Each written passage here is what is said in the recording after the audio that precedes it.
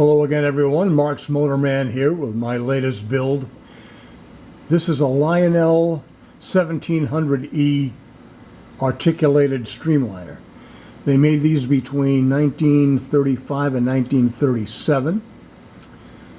This particular one was derelict with no motor, but now sports a Marx E-7 motor.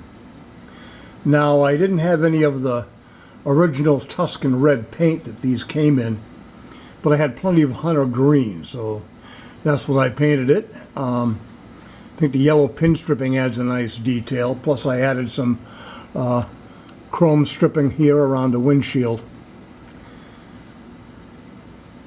I also added some frosted Lexan on all the windows. There were no windows at all originally in this thing. And I also added some strip lights on all three pieces. And I was hoping that the strip lights would add illumination to the front windows here, with the motor being in the way, so hopefully they'll work. I polished up this 90-year-old chrome as well as I could. There are still a few pits on the top. Fortunately, you can't see them here. Now here's the rest of the train. Here's the passenger car. And at the end is the observation car, which completes the whole train.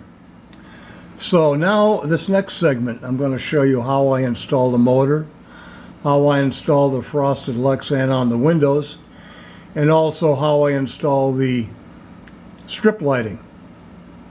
So stay tuned for that. Okay, here's the top part of the locomotive.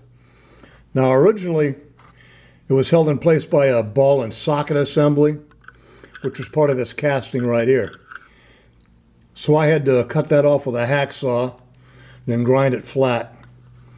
And in place of it, I made this special spacer out of hard plastic, which conforms with the height of the locomotive, and that's being held in place by PR7. You can see I added some strip lighting here. Now hopefully this strip lighting won't interfere with the motor, and it will be able to illuminate the windows without any interference. We'll see how that works out. Meanwhile, it goes back into this 4-pin connector, which in turn goes to the other car and eventually into the observation car. And that's where the battery pack and switch are located. But mainly I wanted to show you the frosted Lexan I put on the windows. I think it's a nice detail. And how I applied it was I added plastic strips above and below the windows and a few on the sides, because you don't want to try to glue this stuff directly onto windows because you're going to land up with a big mess. So this worked out quite well, and it makes for a much neater job. Now you don't really need to use plastic. You can also use cardboard, like I did on the Pilot.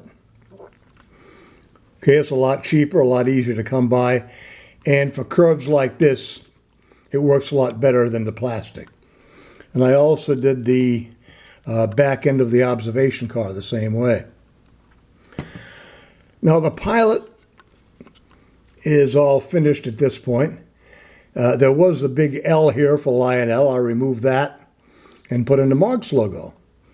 So it is a Lionel locomotive with a Marx motor. So I don't know if it's really a Franken-Marx project or a Larx, L-A-R-X.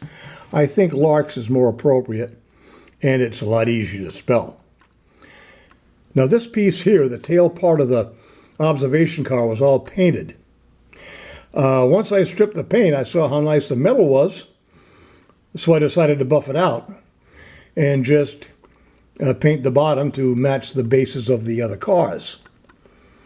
So that's what I've done so far, and I hope everything comes together and works out well. We shall see. Okay, and now let's take this thing for a spin. First, I'm going to turn the lights on to see how they work. Hopefully I can reach the switch without tipping this thing over. There we go. Well, they do illuminate the front cab very well. Right around the motor. That's good. And here's the rest of the train. All lit up. So now let's see how it runs.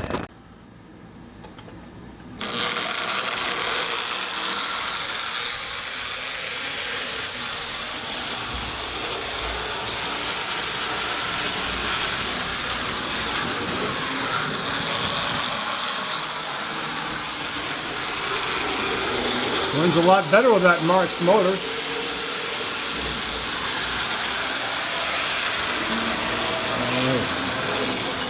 And back into the station.